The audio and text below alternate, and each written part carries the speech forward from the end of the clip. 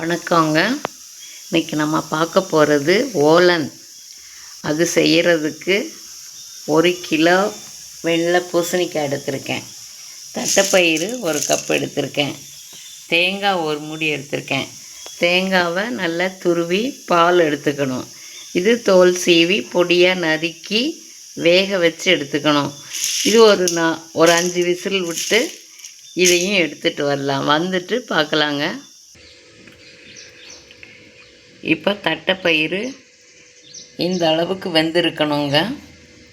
ஒரு 5 விசில் விட்டால் இந்த அளவுக்கு வெந்துருங்க. பூசணிக்காயை நல்லா தோல் சீவி நல்லா வேக வச்சு தண்ணி வடித்து வச்சுக்கணும். தேங்காயை நல்லா துருகி பால் எடுத்தாச்சு. இப்போ எப்படி செய்கிறதுன்னு பார்க்கலாம். இப்போ இது தாளிக்கிறதுக்கு நம்ம தேங்காய் எண்ணெய் தாங்க ஊற்றுறேன். ஒரு 2 ஸ்பூன் அளவுக்கு தேங்காய் எண்ணெய் ஊற்றிக்கலாம், போதும். 2 வரமிளகாய் போட்டுக்கிறேன்.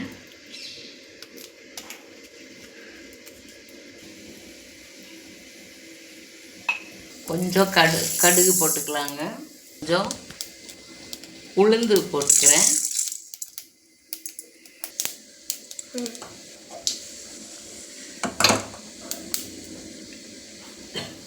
வெடித்ததும் கருவேப்பிலை போட போகிறேங்க.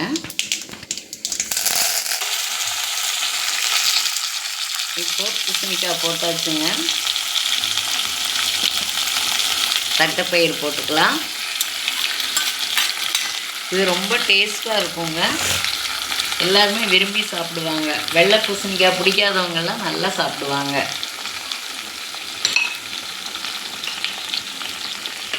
உப்பு ஒரு 1/2 ஸ்பூன் போட்டுக்கிறேங்க.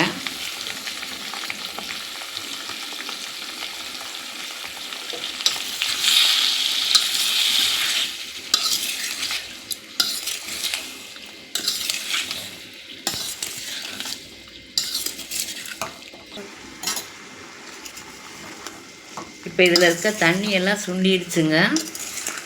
இனி நம்ம தேங்காய் பால் ஊற்றலாம். ரொம்ப தண்ணியாக இருந்துச்சுன்னா அதை நீர்க்க வந்துடுங்க. அதனால் தண்ணி இல்லாமல் பார்த்துக்கோங்க. அப்போ தான் தேங்காய் பால் ஊற்றினா ரொம்ப லூஸ் ஆயிரும்.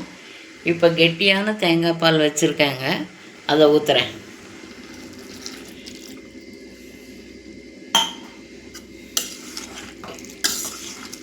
இந்த இடத்துல உப்பு பார்த்துக்கோங்க. பார்த்துட்டு வேணுன்னா உப்பு சேர்த்துக்கோங்க, இல்லை போதும்னா போதும். இது கொஞ்சம் உப்பு கம்மியாக தான் எடுக்கும்.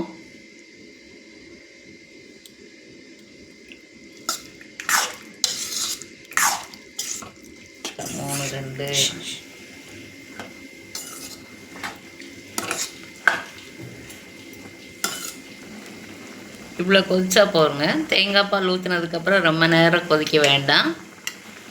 இப்போ இறக்கிடலாம். இது எங்கள் ஊரில் கல்யாண வீட்டில் எல்லாம் இந்த டிஷ் ரொம்ப முக்கியமாக இருக்குங்க. நீங்களும் செய்து பார்க்கணும். எப்படி இருந்ததுன்னு எனக்கு சொல்லுங்கள். ரொம்ப டேஸ்ட்டாக இருக்குங்க. கண்டிப்பாக செய்து பாருங்கள். நன்றி.